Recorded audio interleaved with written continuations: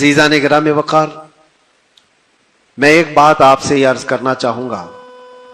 اللہ کے نبی صلی اللہ تعالی علیہ وسلم نے اسی لیے بار بار ہمیں تنبیہ فرمائی کہ جو چیز ہمیں ہمارے مقصد سے پھیرتی ہے وہ کون سی چیز ہے، کس لیے انسان غافل ہوتا ہے اور کیوں بھٹک جاتا ہے، کون سی چیز ہے؟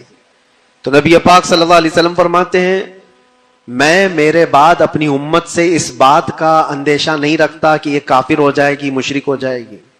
حضور فرماتے ہیں مجھے اس کا ڈر نہیں ہے کہ میری امت مشرک ہو جائے گی، کافر ہو جائے گی، لیکن اندیشہ اس بات کا ہے، ڈر اس بات کا ہے کہ تم پر دنیا پھیلا دی جائے گی اور تم دنیا سمیٹتے سمیٹتے اللہ رسول کو بھول جاؤ گے۔ آج یہ پوزیشن پر جو مسلمان آیا ہوا ہے، امت مصطفیٰ کی یہی حالت ہے کہ دنیا اس قدر حاوی ہے کہ وہ اپنے آرام اور سکون کو چھوڑنا نہیں چاہتا۔ جو کمفرٹ زون میں جینے کا عادی ہو گیا ہے اسے آج مشکلات کا سامنا کرنے کی ہمت نہیں ہے۔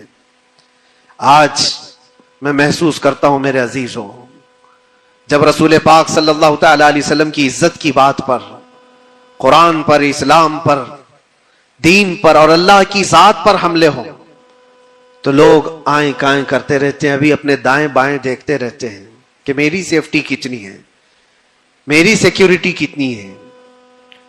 چھوٹے سے لے کر بڑا آدمی ہر ایک یہ سوچتا ہے کہ خواہ اس مسل میں اپنا سر کیوں رکھنا، کیوں اپنی جان کو جوخم میں ڈالنا ہے، میرے بھی بیوی بچے ہیں اور سب مشکل میں پڑ جائیں گے۔ یہی دنیا میں کمفرٹ زون میں جینے کی خواہش اس کو بزدل بنا دیتی ہے اور اپنے راستے سے اسے ہٹا دیتی ہے۔ کبھی کبھار یہ بھی تو سوچا ہوتا کہ بیوی بچے اور گھر بار اور جائیداد اور بزنس صرف ہمارے نہیں، صحابہ کے بھی تھے جو رسول پاک صلی اللہ تعالی علیہ وسلم کے سچے غلام ہیں، ان کی بھی جائیدادیں تھی، ان کے بھی مال و اولاد تھے، ان کی بھی بیوی بچے، لیکن کبھی عظمت مصطفیٰ اور دامن مصطفیٰ کے بیچ دنیا کی کسی چیز کو انہوں نے کبھی آنے نہیں دیا ہے۔ ہم ساری چیزوں کو پہلے مقدم رکھتے ہیں کہ کیا ہوگا۔ میرے عزیزوں، ایک صحابی رسول کی بات اگر عرض کروں، ابو دہدہ، ایسے مالدار صحابی تھے جن کا باغیچہ پورے مدینے میں سب سے قیمتی باغیچہ تھا، سب سے قیمتی باغیچہ تھا، اور ان کے باغیچے کی کھجوریں سب سے مہنگی کھجوریں۔ ابو دہدہ کے باغیچے کی شہرت تھی مدینے میں، مسجد نبوی میں بیٹھے ہوئے تھے۔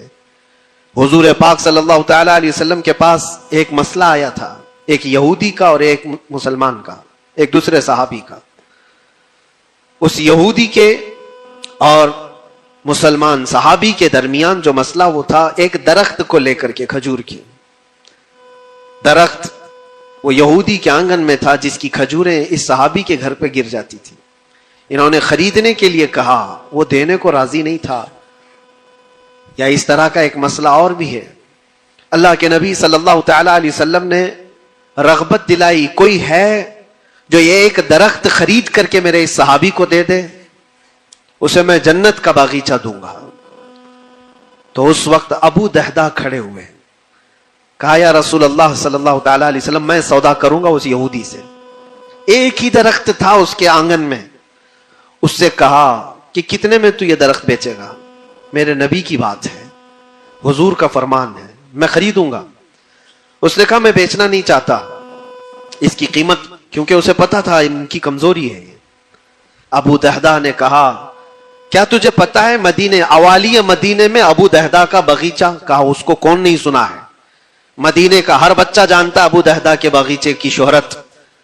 کہا اگر میں وہ باغیچہ اس درخت کے بدلے دے دوں تو کیا تو یہ درخت مجھے دے گا؟ اس نے کہا یہودی نے پاگل ہو گئے ہو، کیا بات کر رہے ہو، ایک درخت کے بدلے وہ اتنا قیمتی باغیچہ جس کی کھجوریں پورے مدینے میں مشہور ہو؟ ابو دہدہ نے کہا اس باغیچے سے زیادہ قیمتی میرے مصطفیٰ کا فرمان ہے، میرے لیے نبی پاک کی عزت اور ان کی حرمت اس سے کئی زیادہ بڑھ کر کے ہے۔ اس یہودی نے کہا کون نہ کہے گا سودا، اگر تم صحیح میں مجھ سے مذاق نہیں کر رہے ہو تو ابھی میں یہ درخت دیا اور باغیچہ دو۔ ابو دہدہ نے کہا تو نے ابھی دیا، میں نے بھی یہیں سے دے دیا، باغیچہ بیچ دیا اور ساری چیزیں یہیں پر طے کر کے اپنے باغیچے پر آتے ہیں, باہر دروازے پر کھڑے ہیں باغیچے کے پھاٹک پر, ان کی بیوی ان کی بچے, گھر اندر بنا ہوا ہے باغیچے کے اندر جو ٹھنڈی حاصل کرنے کے لیے خوشنما باغیچے کے اندر خوشنما محل بنا ہوا ہے. دروازے کے باہر سے ابو دہدا پکارتے ہیں, یا ام دہدا, اپنی بیوی کو, باہر آ جاؤ, باہر آ جاؤ اپنے بچوں کو لے کر. بیوی نے کہا اتنی جلدی کیوں اس طرح سے بلا رہے ہو, کیا بات ہے, کیوں چیخ رہے ہو؟ ابو دہدا نے کہا یہ باغیچہ بک گیا ہے, اب ہمارا نہیں ہے, باہر آ جاؤ. عورتیں کبھی کسی چیز کو دینے دیتی ہیں؟ گھر کی کوئی چیز بک جائے عورت راضی ہو جائے, لیکن وہ عورت عام عورت نہیں, رسول اللہ کی صحابیہ تھی. کہا اچھا ابو دہدا یہ باغیچہ بک گیا ہے, میرا تم پر یقین ہے کہ بہت اچھا سودا کیا ہوگا, کیونکہ مدینے میں اس جیسا باغیچہ تو نہیں ہے. ابو دہدا نے کہا تو سچ سمجھتی ہے, میں نے بہت اچھا سودا کیا ہے. باہر آئی, یہ اندر نہیں گئے, اپنے بچے اور اپنی عورت کو لے کر باہر نکلے. ابو دہدا سے پوچھتی ہے خاتون نے کتنے میں سودا کیا ہے, کتنے میں سودا کیا ہے؟ کہا بس وہ ایک درخت کے بدلے جو یہودی کے آنگن میں ہے, میں نے یہ باغیچہ پورا اس کو دے دیا. عورت نے کہا ہاں ایسے کیسے, اتنا بڑا باغیچہ ایک درخت کے بدلے میں؟ کہا وہ تو بظاہر ایک درخت ہے, لیکن اصل قیمت تو رسول اللہ کی زبان ہے. کہا اللہ کے نبی نے کیا فرمایا؟ کہا کہ ایک درخت جو اس یہودی کا خرید کر کے ایک صحابی کو دے دے, میں اسے جنت کا باغیچہ دے دوں. ابو دہدا نے جیسے یہ سنایا تو ام دہدا کہتی ہیں ابو دہدا تم نے کبھی میرا یقین نہیں توڑا, آج میں یہ کہتی ہوں یہ باغیچہ ہی کیا, حضور سے پوچھتے ہم سب بھی بکنے کو تیار ہیں. اللہ کے نبی صلی اللہ تعالی علیہ وسلم کی ذات پر یہ یقین کامل تھا, انہیں دنیا بیچ میں کبھی روک نہ سکی. ہمارے تو چھوٹی دکانیں ہمیں روک دیتی ہیں, ہمارے تو چھوٹے دروازے ہمیں روک دیتے ہیں. عزیزان گرامی وقار, اپنے مقصد حیات سے آدمی جب بھٹکتا ہے تو کون سی چیزیں جو اسے اٹریکٹ کرتی ہیں دنیا میں؟ یہ مال دولت. مجھے وہ بات یاد آتی ہے, صدیق اکبر رضی اللہ تعالیٰ عنہ حضور پاک صلی اللہ علیہ وسلم کے ساتھ بیٹھے ہیں. حضور پاک صلی اللہ تعالیٰ علیہ وسلم کے ہاتھ میں ایک پیالہ ہے جس میں شہد ہے, آپ اس کو نوش فرمانا چاہتے ہیں, منہ کے قریب لے گئے, اچانک آپ نے واپس رکھ دیا اور کسی چیز کو دھکا دے کر کے ہٹانے لگے, جیسے کوئی مکھیوں کو بھگاتا ہے, جبکہ نبی پاک صلی اللہ علیہ وسلم کے جسم کے قریب کبھی کوئی مکھی نہیں آتی, لیکن اندیکھی چیز کو آپ ہٹا رہے تھے. پھر تھوڑی دیر کے بعد پیالے کو اٹھایا, پھر تھوڑی دیر منہ کے قریب جاتے ہی واپس رکھ دیا, پھر کسی چیز کو دھکا دے کر نکال رہے تھے. تیسری مرتبہ پیالہ اٹھایا تو صحابہ نے دیکھا آپ کی آنکھوں سے آنسو روا ہیں, حضور پاک صلی اللہ تعالی علیہ وسلم کے اشک بہ رہے ہیں. تو صحابہ نے پوچھا یہ کیا معاملہ ہے؟ حضور اکرم صلی اللہ تعالی علیہ وسلم فرماتے پہلی بار جب میں نے شہد کا پیالہ اٹھایا تو دنیا میرے پاس سج سنور کر کے آئی, تیار ہو کر آئی, اور کہا اے اللہ کے نبی میرا حسن و جمال آپ قبول کر لیں, ہر طرح کے حسینائیں آپ کے قدموں میں لا کر رکھ دوں گی, ہر طرح کا حسن آپ کے قدموں میں لا کر رکھ دوں گی. حضور فرماتے میں نے دھکا دے کر دور کیا کہ مجھے تیرے حسن و جمال کی ضرورت نہیں, دنیا چلی گئی.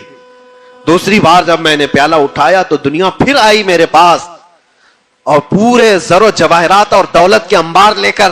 دنیا نے کہا اے اللہ کے نبی یہ قبول کر لیں آپ کے قدموں میں سونے کے محلات اور جواہرات سجا دیے جائیں گے. حضور پاک صلی اللہ علیہ وسلم فرماتے میں نے اس کو بھی دھکا دے کر دور کیا, نہ تیرے حسن و جمال کی طرف میں رغبت کروں گا, نہ تیرے دولت و مال کی طرف, مجھے اس کی بھی حاجت نہیں. تیسری بار بہت امپورٹنٹ چیز میں عرض کر رہا ہوں, جو کہنا چاہتا ہوں توجہ سے سنیں. حضور پاک فرماتے تیسری بار دنیا میرے پاس آئی اور کہا اے اللہ کے نبی آپ نے میرے حسن و جمال کو بھی نہیں قبول کیا, دولت و مال کو بھی نہیں قبول کیا, مجھے دھکا دے کر دور کیا, لیکن ایک بات ہے آپ کے بعد آپ کی امت ایسا نہیں کر سکے گی, وہ دولت و مال اور حسن و جمال کی طرف بھاگے گی اور آپ کو چھوڑ دے گی. حضور فرماتے جب میں نے یہ بات سنی تو میرے آنسو نکل آئے, کیا میری امت مجھے چھوڑ کر اس طرح دور ہو جائے گی؟ دل پر ہاتھ رکھ کر کے سوچو ہے مسلمانوں, کیا آج وہ پوزیشن نہیں ہے؟ ہم ان دو چیزوں کے چکر میں اپنے نبی پاک صلی اللہ علیہ وسلم سے کتنی دور بھاگے جا رہے ہیں. تم نے کبھی راتوں کو تصور کر کے دیکھا کہ کتنی راتیں ایسی آئی کہ میں نے اپنے مصطفیٰ کو یاد کیا ہے, تنہائی میں اپنے حبیب کو یاد کیا ہے, اس رسول کا حال تو یہ تھا، ماں عائشہ صدیقہ فرماتی ایک رات ایسی نہیں گئی جس میں رسول پاک صلی اللہ علیہ وسلم اپنی امت کے لیے دعا نہ کرتے ہوں. رات کو کھڑے ہوتے تھے تو پنڈلیوں میں سوجن آ جاتی تھی، پیر سوج جاتے تھے، اور کثرت سے روتے تھے اپنی امت کے لیے اللہ کی بارگاہ میں کہ مولا میری امت بھولی بھالی ہے، اس کی بخشش میرے حوالے کر دے. رب ہب لی امتی، جو نہ بھولا ہم غریبوں کو رضا. اور آج امت کا حال یہ ہے کہ سال میں ایک بار میلاد کر کے ہم یہ سمجھتے ہیں حق ادا کر لیا. ہر دن ہر رات جو نبی پاک ہمیں یاد کرتے تھے، تو ہم نے آج وہ کیا کر دیا ہے؟ یہی دو چیزیں ہیں جو انسان کو اپنے مقصد حیات سے ہٹاتی ہیں، اپنے راستے سے ہٹاتی ہیں. دولت اور شباب، یہ حسن و جمال. ہر نوجوان کو دیکھو ان دو چیزوں کے پیچھے بھاگ رہا ہے. اسے یہ دو چیزوں کی خواہش ہے، مال جمع کرنا ہے اور خوبصورت عورت کو لانا ہے. اور ان دو چیزوں نے دنیا میں اس کو ایسا غافل کر رکھا ہے، اسے سوچنے کا موقع ہی نہیں ہے. جب اس کے سامنے کہا جائے تیرے نبی پاک کی عزت کی بات آئی ہے، کہا وہ دیکھ لیں گے، مولانا لوگ تو ہے نا، علماء اکرام اپنا کام کریں گے. کل قیامت کے دن کیا منہ لے کر کے حضور کی بارگاہ میں کھڑے ہوگے؟ کس منہ سے حضور کی بارگاہ میں کھڑے ہوگے کہ میری سفارش فرما دیں اللہ کے نبی؟ کس منہ سے حضور کی بارگاہ میں آئیں گے کہ اللہ کے نبی میری شفاعت کر دے؟ کیا اس بات کا احساس نہیں ستاتا کہ اللہ کے نبی اگر مجھے پوچھیں تو اسی جگہ سے آتا ہے جہاں روز مجھے گالیاں دی جاتی تھی اور تو سن کر کے کباب کھایا کرتا تھا، تو روزانہ اپنی مستیوں میں مست تھا. اٹھو وہ گر نہ حشر نہ ہوگا پھر کبھی، دوڑو کہ زمانہ چھال اپنی چل گیا. آج تمہیں میں جگانے آیا ہوں اور بیدار کرنے آیا ہوں. زندگی کا مقصد یہ تھا کہ اللہ اور اس کے رسول کو راضی کرو، نہ یہ کہ تم دنیا کو راضی کرنے کے چکر میں اپنے اللہ اور اس کے رسول کو بھول گئے. ان نوجوانوں سے میں کہتا ہوں جو رات بھر تم اپنے دوستوں کے لیے گزارتے ہو، تم اپنے ماں باپ کو چھوڑ کر کے چلے جاتے ہو، اور ان دوستوں کے چکر میں اپنا مال بھی بہایا، وقت بھی گنوایا، لیکن حاصل کیا ہوا پتا ہے؟ قرآن میں 19ویں پارے میں اللہ تعالیٰ فرماتا ہے بہت سارے ایسے لوگ ہوں گے جو صرف اس لیے دوزخ میں جا رہے ہوں گے کہ ان کے دوست برے تھے. یا ویلتا لیتنی لم اتخذ فلانا خلیلا، وہ پکارے گا اے کاش میں فلاں کو دوست نہیں بنایا ہوتا تو آج دوزخ میں نہیں جا رہا ہوتا. بہت سارے ایسے لوگ، اور جن کے لیے تم نے زندگی پوری اجاڑ دی، وہ کب تک کے لیے آئے تمہارے پاس؟ کب تک کے لیے؟ کیا تمہارے جنازے کے کندھا دینے کے بعد ختم ہو گئی بات؟ کون تمہاری قبر میں آتا ہے؟ کون تمہارے قبر کے حالات دیکھتا ہے؟ کون ہے جو حشر میں تمہارے معاملات کی سفارش کرتا ہے؟ ہے کوئی نوجوان دوست تمہارے لیے مددگار؟ نہیں. تمہارا دل بھی یہ کہے گا اس قبر کی نئی زندگی میں اگر کوئی آئے گا تو وہ آمنہ کا لال آئے گا. نبی پاک صلی اللہ تعالی علیہ وسلم تشریف لائیں گے. بزرگان دین نے یہاں تک فرمایا ہے وہ قبر میں میرے آقا صلی اللہ تعالی علیہ وسلم اس حالت میں اور اتنی جلدی آتے ہیں، اور منکر نکیر کے اٹھانے سے پہلے اس سے کہتے ہیں فرشتوں سے آہستہ سے اٹھاؤ، میری محبت میں بڑا تھک کے آیا ہے. وہ کس کے لیے ہے؟ جو محبت مصطفیٰ میں تھکا ہوا ہو اس کے لیے ہے. وہ نہیں جو عیش و عشرت میں شباب و کباب میں یہاں تھک کر کے گیا ہو. وہاں پر بھی بزرگوں نے فرمایا قبر میں حضور پاک صلی اللہ تعالی علیہ وسلم کچھ لوگوں کی، کچھ مومنین کی قبر میں ایسے بھی حالات ہوں گے کہ جب فرشتے اس کو اٹھا کر جھنجھوڑ کر پوچھ رہے ہوں گے بتا ان کے بارے میں کیا کہتا تھا دنیا میں، حضور اپنا چہرہ پھیر لیں گے. حضور فرماتے ہیں خبردار میری طرف مت دیکھنا، اس لیے کہ دنیا میں تجھے میرا چہرہ پسند نہیں تھا. جس کو پسند کرتا تھا اس کو آج بلا لے. تمہارے پاس کوئی اور آپشن رہ جائے گا قبر میں بلانے کے لیے کسی کو؟ اپنی زندگی کا مقصد سمجھ لو. جتنے لوگ ڈائیورٹ کرتے ہیں ادھر ادھر، ان کی طرف توجہ نہ کرو. کبھی آپ گاڑی چلا رہے ہو، جو لوگ گاڑی میں بیٹھے ہو ان کو اچھی طرح سے معلوم ہونا چاہیے. اگر یہاں سے نکلیں آپ پونا جانا چاہتے ہیں، تقریباً 150-200 کلومیٹر کا فاصلہ ہے. راستے میں بہت سارے مناظر آتے ہیں، بہت سارے اچھے منظر دیکھنے کو ملتے ہیں. کبھی پہاڑیاں ہیں، کبھی درخت ہیں، کبھی جھیل ہے، کبھی کچھ ہے، کبھی کچھ ہے. تو کیا اس راستے پہ گزرتے ہوئے جو چیز اچھی لگ جائے وہیں رک جاتے ہو؟ تمہیں پتا ہے نہیں مجھے تو پونا پہنچنا ہے 2 گھنٹے کے اندر، میرا راستہ آگے، میری منزل آگے ہے. جتنے درخت آئے خوبصورت دیکھ لیا چل پڑا، پہاڑ آئے دیکھ لیا چل پڑا.